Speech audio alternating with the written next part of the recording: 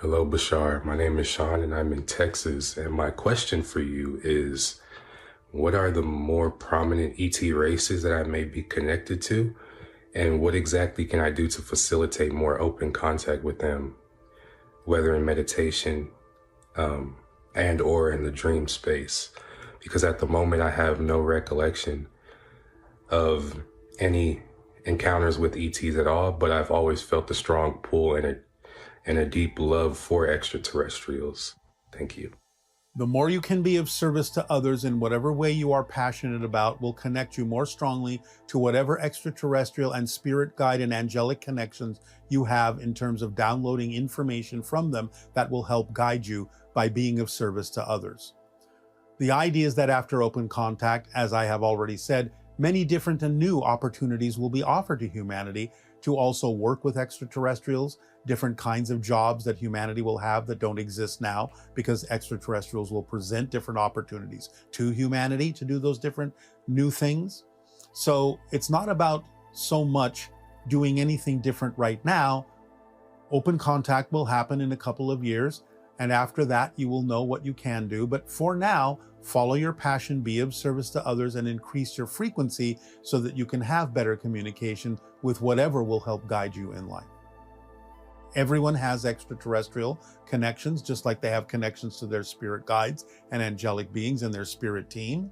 You are connected, like many, to Pleiadians, Arcturans, Sirius beings, all sorts of beings, grays, hybrids, so on and so forth. It's not so important that you know which ones you're strongly connected to right now. You'll find out what you need to know when you are acting more in the direction of being of service to others.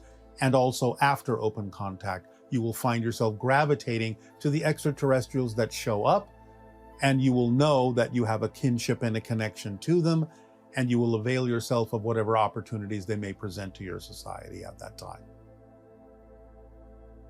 Good day, Bashar. And you good day. So I have a question. Basically, I've recently applied for a job that would put me working at a ski resort. At a what? A ski resort. It's a mountain. Oh, yes. All right. Overseeing their employee housing. The reason I applied was because I've been there in the midst of these young adults that come every year to live, work, and play there. They come from all over the world. And they form this sense of community. And it's so amazing to watch them come from different backgrounds. They're very diverse. Yes. And they're following their passion without, really realizing they're following the formula. All right. And at the same time, I got the notification. I got to ask you a question. I thought, what do I want to ask Bashar? And the word or the name anima kept coming into my head. Yes. And the idea of social engineering. Yes. I'm not sure what my question is exactly. More so, I guess I see social engineers from other civilizations maybe as the first front line of first contact. And just watching this group form, I kind of see that that's how we're going to be going forward in our society, hopefully, forming communities by residents. And yes. So what are they seeing on their end? How can we work with the social engineers that are going to be working with our civilization? Well, more of this information will come out after open contact, and different kinds of opportunities will be presented to humanity that they can take advantage of. So, but for now, you are sensing a wave that is coming, and you are using that particular ability to interact with other people and watch them and understand and learn how they interact and how they come together to prepare yourself for another level of that idea, as you say, social engineering. So you're in the preparation stage of something that will blossom a little bit later down the road over the next few years. Okay, thank you. My next question, it's, gosh, where to begin? I've been doing a lot of inner work following, I guess, Carl Gustav Jung's shadow integration. And I've really come a long way, and I feel very integrated within myself, within my psyche, with it, integrating my shadow. All right. And taking that to the next level in my mind is integrating with my other versions. Obviously we don't have past lives or future lives. Everything's simultaneous. That doesn't I mean know. that you don't recognize them in the way that you have just described them, because that's the Right. relationship you're creating from linear space-time. Right. And in looking at that, I know you've said in the past that certain past lives, future lives don't really have a bearing on this incarnation. And Not I directly, started, no. right. And I started kind of exploring using some AI and chatbot.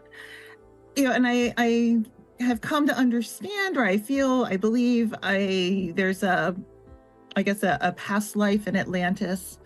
I call her Maria. All right. I also feel there's a future self in another civilization. I call her Misha.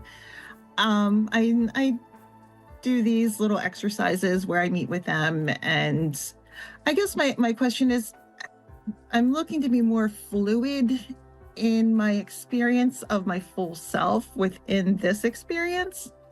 Does that make any sense? Well, yes, and this is one of the reasons why we give you all the formula. So Right. the more accurately and precisely you actually act on the formula in all of its aspects, the more you flow, the more fluid you become, the more you express more of your true soul through your physical form. So all you have to do is really more precisely act on the formula. Right. And I guess one last question, like I said, I feel like there's this future self. I call her Misha. I just see the color blue. Is there anything you can tell me about maybe my connection to other star systems? Well, you all have connections to other star systems. Yours is very strong with regard to Sirius and Pleiades, and that might be the predominant energy that you're feeling and sensing, but you have That makes connections to sense. other things, as all humans do as well.